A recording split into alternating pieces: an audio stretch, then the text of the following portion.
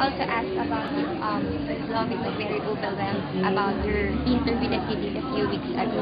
Lovie, she was really Okay. happy and Yeah. nervous actually when she did the interview. Oh gosh, the feeling was mutual.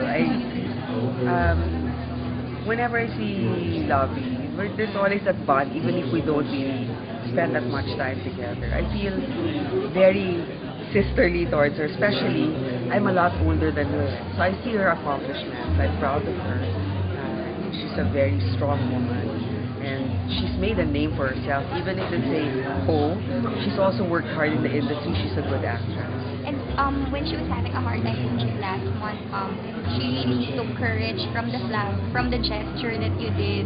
Yung nag-send po kayo ng flowers sa kanya and all. Ano pong Yeah. feeling niya na parang you're able to help her or inspire her, especially when she feels down? No, because you know what? I knew that there was something going on, but she also gave me a birthday greeting. So what I did was, I I got the flowers that she gave me. Then I had a picture taken and had somebody post it in her Instagram to say thank you. I just wanted her to know, without saying it directly, that I'm just here. Nandito lang ako. Kung ano pa man. In the times that you've been together, siguro what are the siguro things or message or advice that you traded each other as sisters?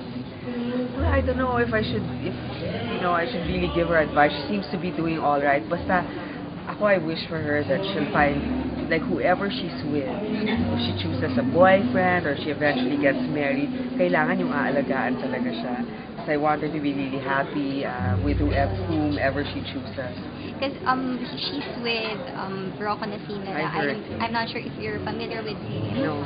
But he said that he's really excited to meet you. Oh gosh, okay. Well, I guess I know Lovey has a place in the fort. She has a business. She invited me to go there one of these days. Perhaps I'll meet him.